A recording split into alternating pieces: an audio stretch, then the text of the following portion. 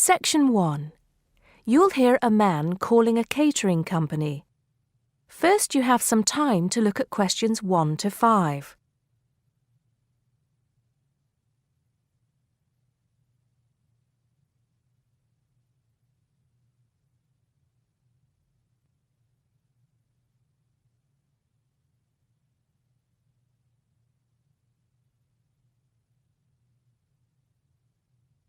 You'll see that there is an example which has been done for you.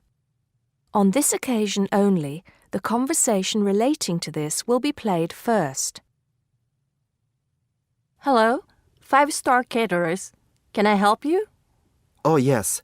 I spoke to you an hour ago about the arrangements for our end-of-term party.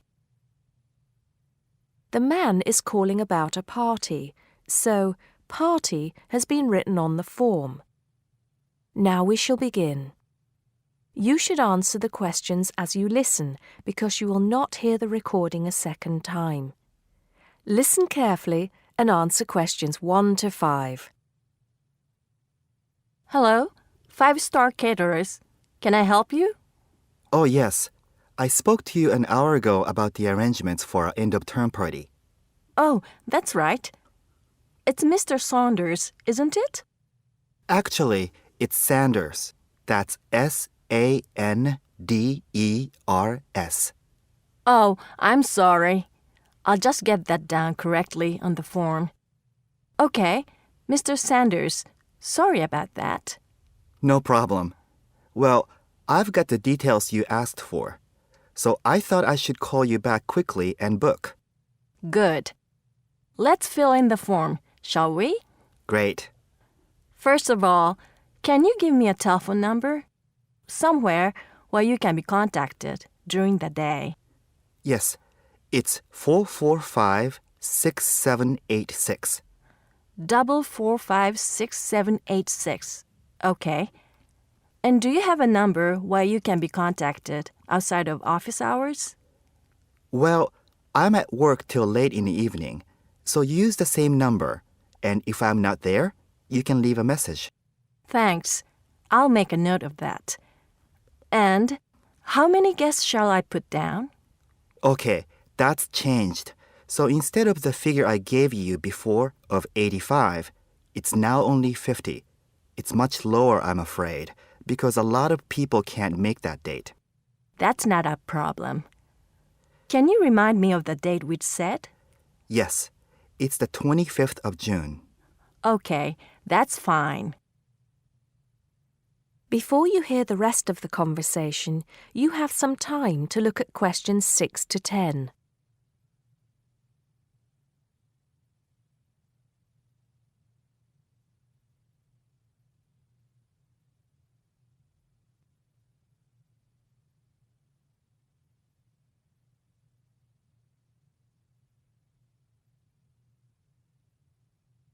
Now listen and answer questions 6 to 10.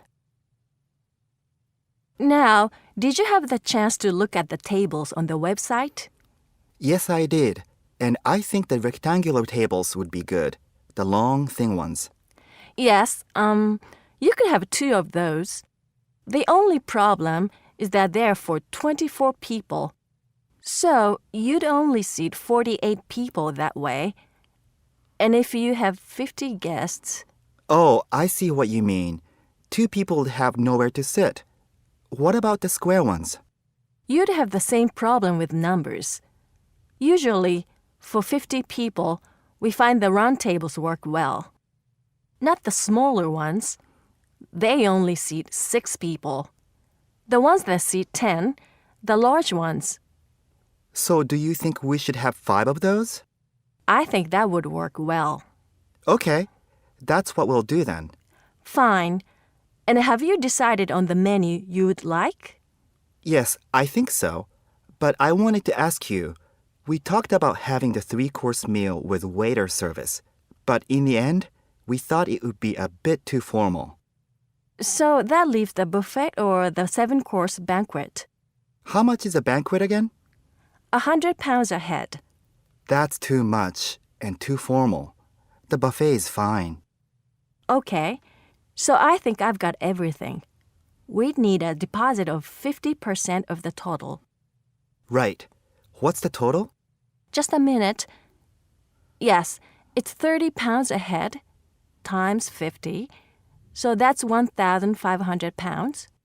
50% of that would be $750 now, with the balance due another $750 on the day. Great. I'll call in tomorrow if that's okay. I can pay you the deposit then. We'll look forward to seeing you tomorrow then. Okay. Thanks a lot. Goodbye. Goodbye. That is the end of Section 1. You now have half a minute to check your answers.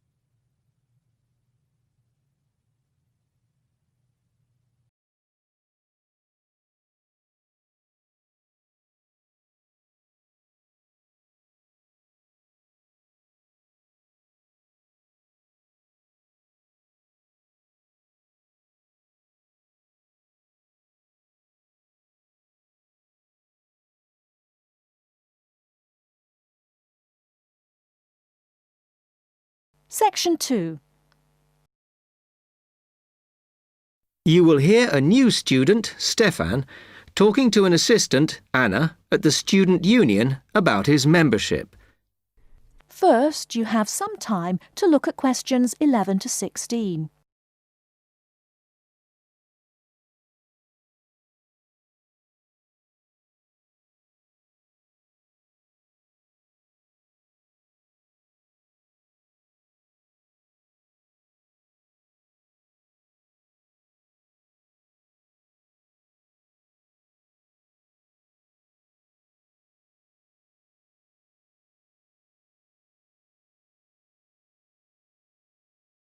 Now, listen carefully and answer questions 11 to 16.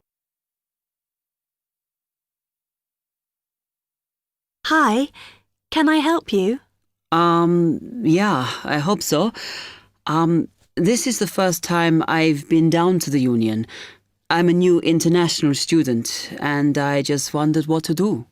Oh, right. Well, normally we ask international students to fill out this form, and we put your details on the wall by reception. Then other students can contact you. It's a way for everybody to get to know each other. It can be a bit lonely otherwise. Oh, I see. What's your name? I'm Anna, by the way. It's Stefan Unger. OK, well, just write that there, next to name, and then fill in the rest. Right. What does it mean, degree program? Oh, just if you are an undergraduate or a postgraduate. Or maybe you're just here for a short course? I'm a postgraduate.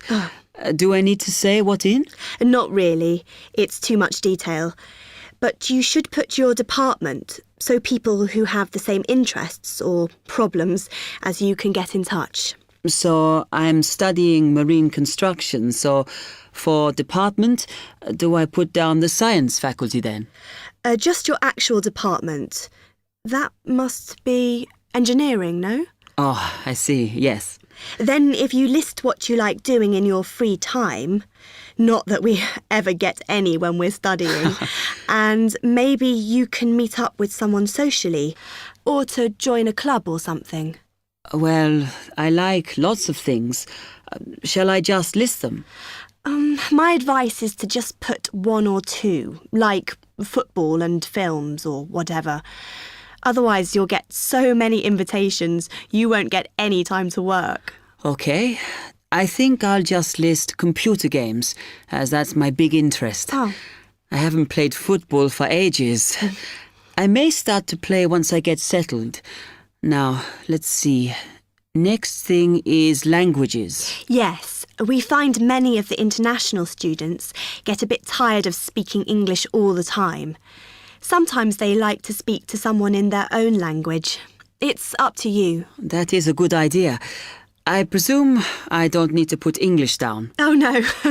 I put Italian and French. I can only speak German, my mother tongue. OK, well, that's fine. Just put that. What does accommodation mean? Is that my address? We're trying to find similarities between people, and some people live in hall, some are in flats, some are in bedsits. So it helps if you say. I'm in hall, though I'd like to be in a flat, but that won't happen till the end of the first term. Put where you are now. You can always change it later. Then finally, just put your phone number. I haven't really got one. I haven't sorted out a mobile yet. Well, it's going to be difficult for people to contact you then, isn't it? Why don't you put the Union one and we'll take messages for you? Okay. It's 02950 659 003. Have you got that?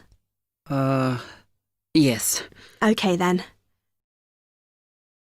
Before you hear the rest of the talk, you have some time to look at questions 17 to 20.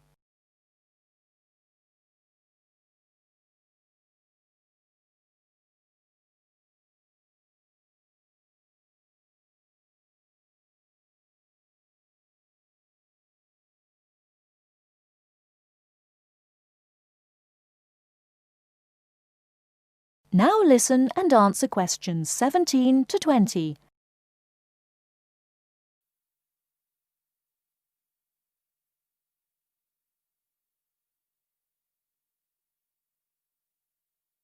Oh, I had a couple more questions about the services you've got here. It says there's a photocopier here. Yes, you need to get a card from the shop, and then it's available to all students in the mornings. The Union uses it after 1 p.m. Okay. I see also the Union organises loads of events. Are they always held here in the Union building? It looks big enough.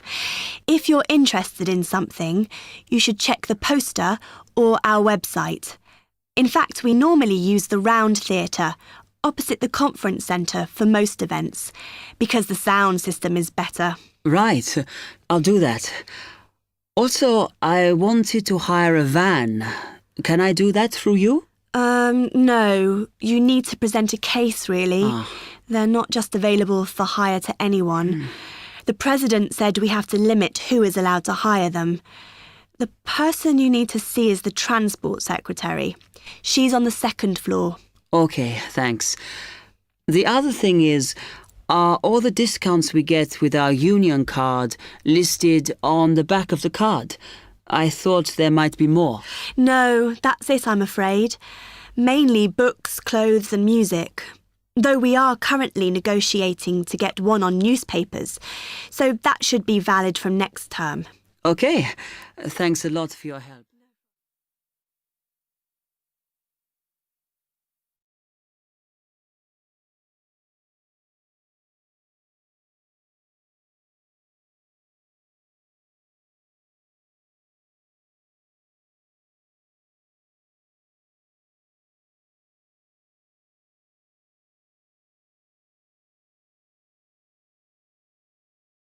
Section 3.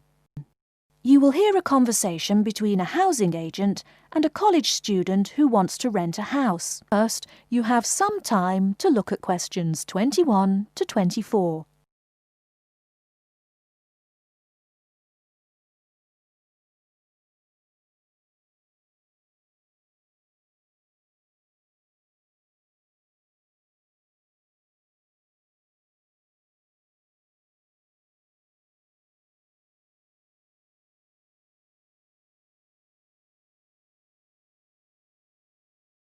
Now, listen carefully and answer questions 21 to 24. Good afternoon and welcome to Habitat Hunters. You must be Joseph. Yes, that's right. You said on the phone that I could come by at 2 o'clock. Sorry, I'm a little early. No problem at all. In Calgary's market, you have to move fast if you want a good apartment. Actually, I'd settle for almost anything. I've been here 10 days and the hotel is ruining me. My father has me on a strict budget. Sit right down here now, sir. Let's talk a little about the places before we go have a look. Now, we have 4 apartments available. Okay. Could you tell me more about those 4 apartments? Sure. The first one is on Beetle Road, just a block off campus. It's a 3-bedroom with a bathroom and a living room and a great Italian restaurant right next to it. How much? Well, it's $435 a month, including internet and utilities. Okay, that sounds reasonable. Any drawbacks to the house? There's a really big garden, but it hasn't been taken care of over the years and is just too big to clean up nicely. That sounds okay. Tell me about the next option. The other 3-bedroom apartment is on Oakington Avenue on campus. It is right near the building where you have classes, and the kitchen and living room are newly furnished. Wow, that sounds like a pretty good option. Well, it is a cool apartment, but since it's a dormitory, the living room, bathroom, kitchen and washing machine are all shared. It would be nice not to have to buy living room furniture, though. And how much is this one? $400 per month for a bedroom with an air conditioner. For a bedroom without an air conditioner, you would pay less, $340 for it. Yikes, even with the air conditioner it sounds really inconvenient to have to share facilities. I'll never cook if I have to walk down the hall to use the kitchen. Yeah, that's true. Before you hear the rest of the talk, you have some time to look at questions 25 to 30.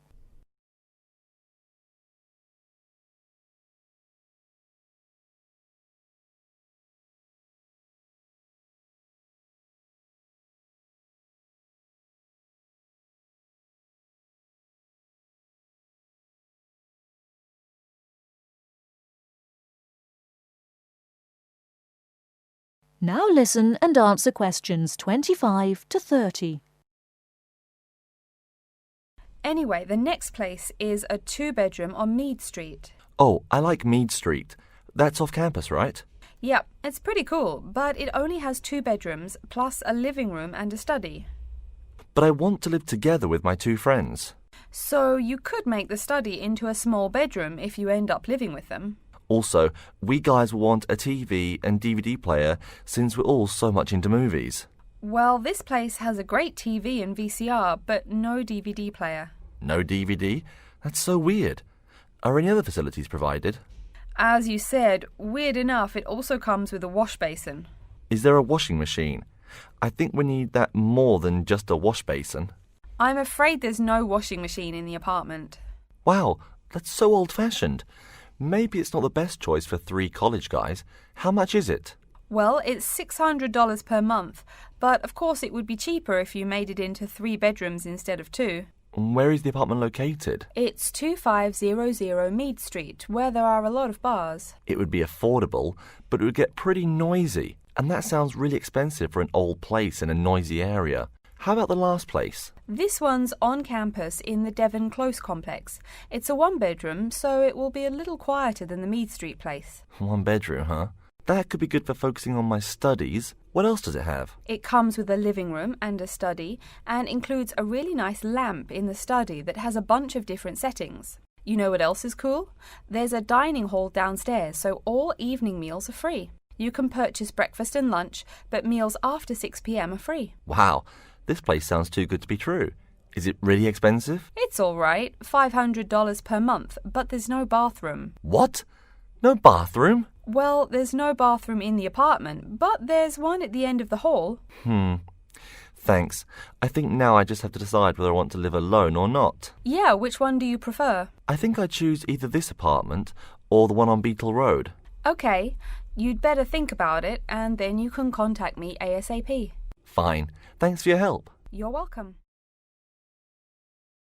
That is the end of section 3. You now have half a minute to check your answers.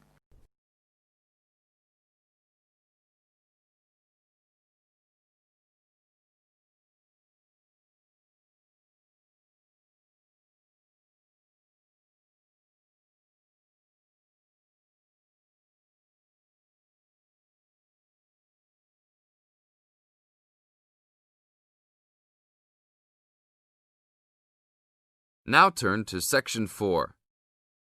Section 4. In this section, you are going to hear a talk introducing the courses and entry requirements of the Department of Psychology. First, you have some time to look at questions 31 to 40.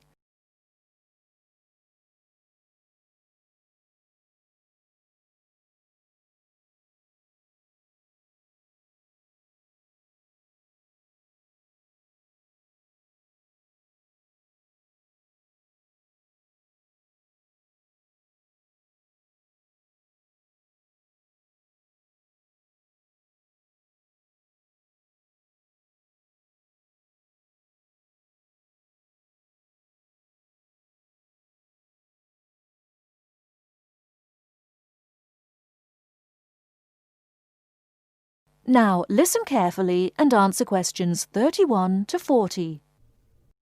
Good morning and welcome to the Department of Psychology's Information Day for new and intending students.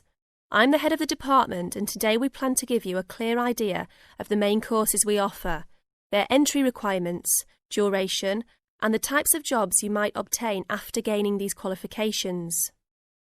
During the course of the day, I hope you will take the opportunity to talk to staff and attend information sessions for particular courses that may interest you. Some of these courses are open to school leavers, but some have particular entry requirements, so it is important to note these. Firstly, the Certificate in Psychology is offered as a 6-month course for those wanting a general introduction to the subject for personal or work-related purposes. There are no specific entry requirements. At undergraduate diploma level, we provide a 1-year diploma in psychology course, designed for those already in employment, whose work and previous training is not in psychology. There are no particular entry requirements, and students in this course usually take it to help them progress into their careers.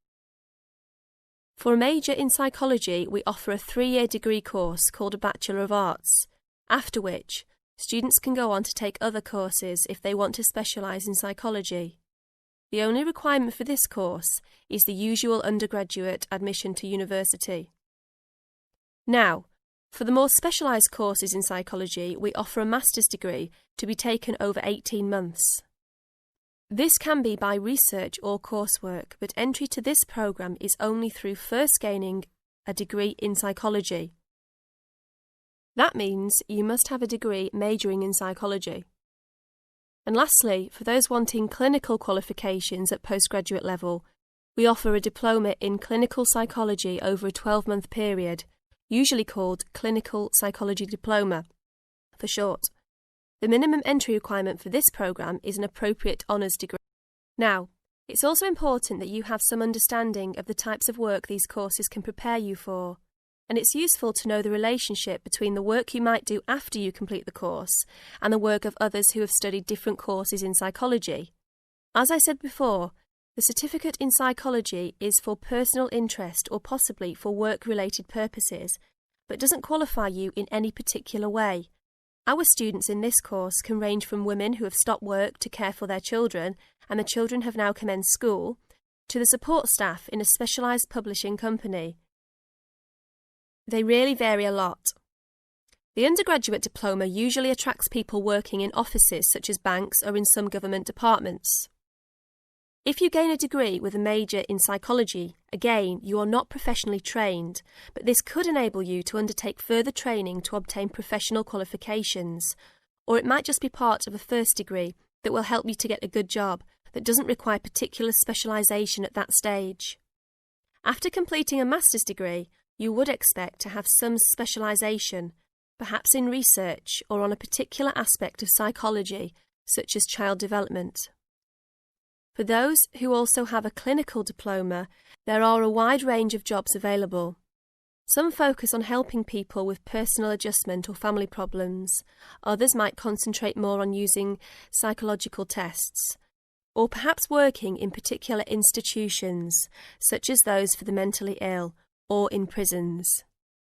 There are many other job opportunities, so if you are interested to discuss possibilities with any of the staff today. This is the end of Section 4. You now have half a minute to check your answers.